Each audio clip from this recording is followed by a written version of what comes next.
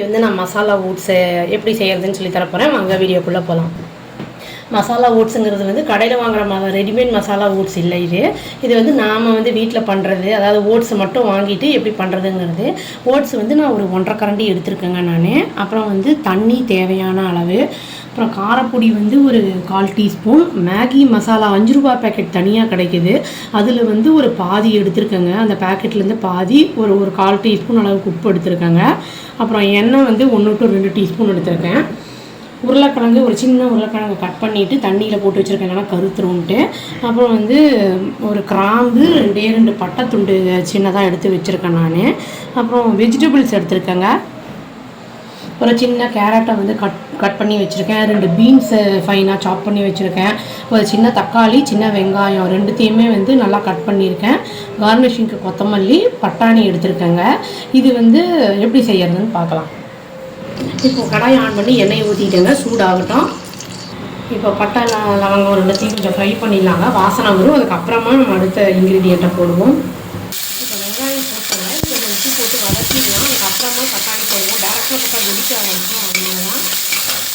இதில் வந்து வேணும்னா கரம் மசாலாவும் போட்டுக்கலாம். இது ஒரு பிரேக்ஃபாஸ்ட் ரெசிபியே எடுத்துக்கலாங்க. இது கொஞ்சம் ஒரு கரண்டி போட்டாலுமே வெஜிடபிள்ஸ்லாம் போடுறதுனால ஒரு ஹெல்த்தியான பிரேக்ஃபாஸ்ட்டாக இருக்கும். ரொம்ப ஃபில்லிங்காக இருக்கும், ஹெல்த்தி கூட. மேகி மசாலா பொடி போடுறதுனால நூடுல்ஸ் சாப்பிட்ற ஃபீலிங் இருக்கும், பட் ஒரு டிஃப்ரெண்ட் டேஸ்ட்டாக இருக்குங்கிறதுனால தான் நான் போட்டிருக்கேன். இதுக்கு வந்து எண்ணெய் கூட கம்மியாக தான் தேவைப்படும். வேணும்னா நெய், பட்டர் ஏதாவது வேணும்னா கொஞ்சமாக வேணும்னா ஆட் பண்ணிக்கலாம், டேஸ்ட் என்ஹான்ஸ் பண்ணுறதுக்கு. நான் அதெல்லாம் எதுவும் போடலை. டயட்டிங்கில் இருக்கிறவங்களாம் இதை எண்ணெயெல்லாம் கம்மி பண்ணி போட்டுக்கிறது நல்லது. இப்போ தக்காளியும் போட்டாங்க, இதுவும் கொஞ்சம் நல்லா வெந்தரக்கும். அப்புறம் மற்ற வெஜிடபிள்ஸ்லாம் போட்டுருவோம்.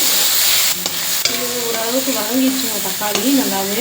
இது மற்ற காயெல்லாம் போட்டு அதோடையும் சேர்ந்து வதங்கும். அதனால் கேரட்டு, பீன்ஸ் எல்லாத்தையும் போட்டு உருளைக்கிழங்கு தண்ணியை வடிச்சுட்டு போட்டுக்கலாங்க. ஊற வச்சுருக்கோம், இந்த தண்ணியில் கலந்து வச்சுருக்கோம்ல, பருப்பாலாம் வந்து அதெல்லாம் கொஞ்சம் ஃப்ரை ஆகணும் நல்லா. இப்போது வெந்துருச்சுங்க இது. அது வந்து தண்ணியை போட்டு நல்லா கொதிக்க விட்றலாம். கொஞ்சம் நல்ல பபிள்ஸ் எல்லாம் வரட்டும்.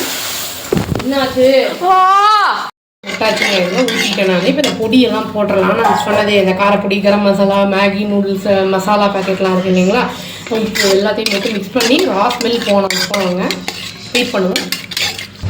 லேசாக கொதிக்க ஆரம்பிக்குது. இந்த ஸ்டேஜ்லேயே நம்ம ஓட்ஸையும் போட்டோம்னா அதில் வந்து அதுவும் வேக சரியாக இருக்கும், கரெக்டாக இருக்கும். பாருங்கள் எவ்வளோ கம்மியாக தான் போட்டிருக்கேன், பார்த்தா நிறையா இருக்கிற மாதிரி இருக்கும். இதுவே ஃபில்லிங்காக இருக்கும். வெஜிடபிள்ஸும் அதில் ரொம்ப ஜாஸ்தி இருக்குது. ஹெல்த்தியான டிஷ் இது. ஆல்மோஸ்ட் ரெடி ஆகிடுச்சு. இந்த கன்சிஸ்டன்சியில் நான் ஆஃப் பண்ண போகிறேன். இது வேணும்னா இன்னும் சூப்பியாக வேணும்னா அந்த மாதிரி வச்சுக்கலாம்னா நான் செமி சாலிடாக வச்சுருக்கேன். ஆஃப் பண்ணிவிட்டு ஒரு ட்ரான்ஸ்ஃபர் பண்ணிக்கலாம் ஒரு பவுலுக்கு. அவ்வளோதாங்க, ஹோம்மேட் டேஸ்டியான மசாலா ஓட்ஸ் ரெடி ஆகிடுச்சு. இந்த கடைசியில் கொத்தமல்லியும் கொஞ்சம் பட்டரும் போட்டு நான் கார்னிஷ் பண்ணியிருக்கேன். இது வந்து நம்மளுக்கு வெயிட்லாம் ஹெல்த் டிஷ்ஷுங்க. ட்ரை பண்ணி பார்த்துட்டு எப்படி இருக்குன்னு சொல்லுங்கள். அவ்வளோதான், thank you. Please do like, share and subscribe our channel and click the all option and tap the bell icon. Thank you.